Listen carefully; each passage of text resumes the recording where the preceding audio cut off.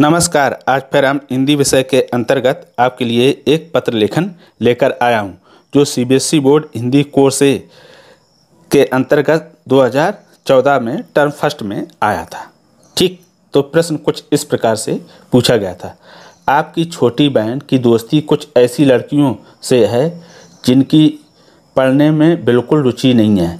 अपनी बहन को उसके लक्ष्य की याद दिलाते हुए ऐसी शैलियों से बचने के लिए कहते हुए एक पत्र लिखिए। तो सबसे पहले क्या करेंगे, हम पूरे पत्र को एक से दो बार पढ़कर ठीक से समझ लेंगे।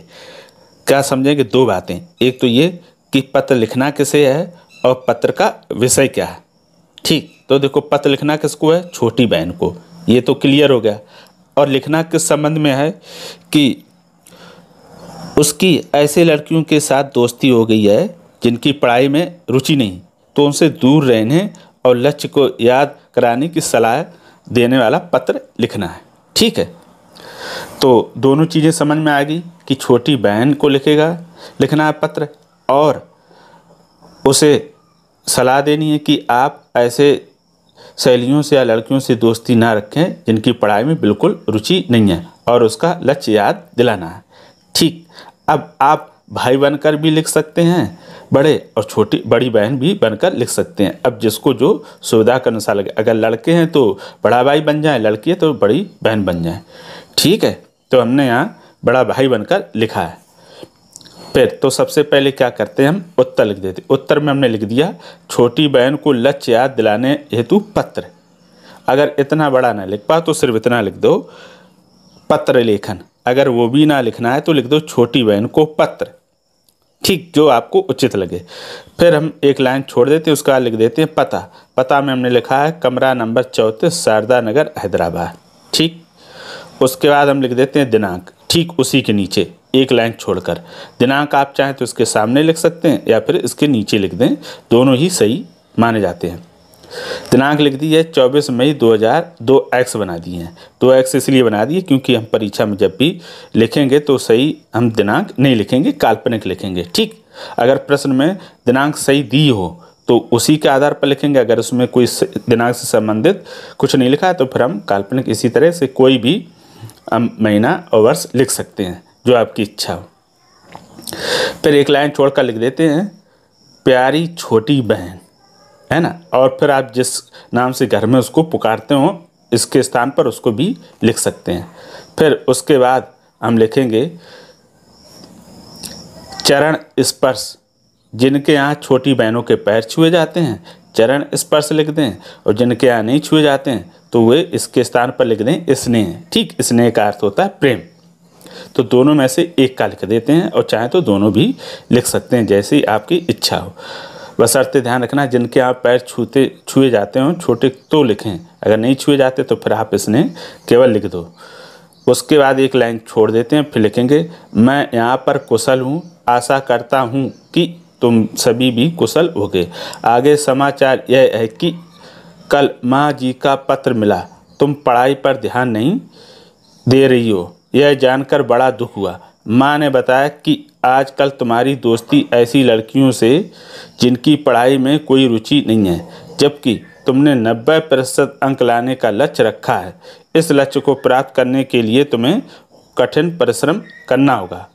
ऐसी शैलियों से दूरी बनाकर रखो जिनका कोई लक्ष्य ना हो। अभी तुम्हारे पास 3 माह हैं बोर्ड परीक्षा के लिए। ठीक, अब तुम्हें योजना बनाकर पढ़ाई करनी होगी। उसके लिए घर पर लगभग 5 घंटे पढ़ाई करनी होगी, तभी तुम अपने लक्ष्य को प्राप्त कर सकोगी। माँ पिताजी को चरण स्पर्श। बाकी बातें शेष मिलने पर। मेरी शुभकामनाएं सदा तुम्हारे साथ हैं। तुम्हारा बड़ा भाई काखागा। हम नाम के स्थान पर लिख देते हैं काखागा। अगर आप बड़ी बहन है तो लिख दो तुम्हारी बड़ी बहन।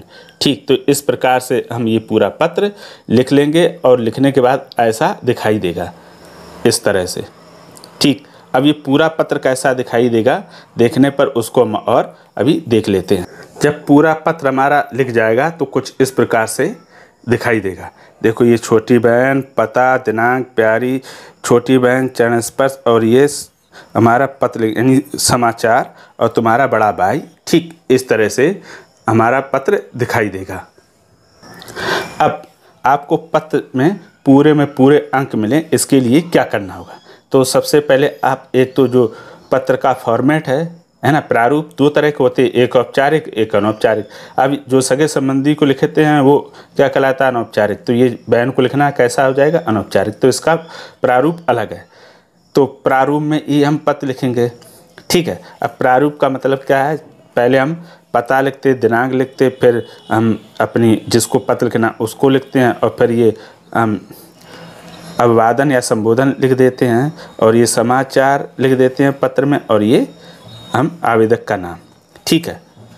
एक तो ये हो गया फॉर्मेट। दूसरा, हम जो ये पत्र लिखते हैं इसमें हमेशा ऐसे शब्दों का प्रयोग करेंगे जो आप सही से लिख पाते हो। जो आपको कठिन और मुश्किल शब्द लगते हैं उनका प्रयोग बिल्कुल ना करें। तो इससे क्या होगा? आपसे गलतियां और अशुद्धियां नहीं होंगी, तो आपके अंक भी नहीं कटेंगे, ठीक। अब हम अभ्यास कैसे करेंगे? आप इसी पत्र को 1 से 2 बार देख कर लिखें, फिर उसके बाद बगैर देख कर लिखें, और फिर मिलान कर लें। अगर कोई गलती तो उसमें सुधार कर लेंगे, अगर गलती नहीं हुई तो आप लिखना सीख गए। इसी तरह से हम दूसरे पत्रों का भी अभ्यास करेंगे। अगर आप हफ्ते में आधे घंटे भी या 1 घंटे प्रैक्टिस करेंगे, अभ्यास करेंगे, तो निश्चित तौर में आप इतना अच्छा पत्र लेखन लिखना सीख जाएंगे कि आपके पूरे में पूरे अंक देने से कोई रोक नहीं पाएगा। आप किसी प्रकार की कोई काट छांट भद्दापन ना करें, ये कोशिश करें। अगर गलती हो भी जाए तो 1 से 2 बार सिर्फ काटना है, उसको कलर या पेंटिंग बिल्कुल ना करें, ठीक। अगर आपके पास पत्र से संबंधित कोई ऐसा प्रश्न हो जिसमें आपको पत्र लिखने में कठिनाई आ रही, तो हमें उसे कमेंट बॉक्स में लिखकर अवश्य भेज दें। और ये भी बताइएगा कि आप पत्र लेखन कितने दिनों में सीख गए थे, आपको पत्र लेखन में कौन कौन सी समस्या आई थी। तो फिर आज के लिए इतना ही। अब हम फिर मिलेंगे किसी नए विषय के साथ, तब तक के लिए धन्यवाद।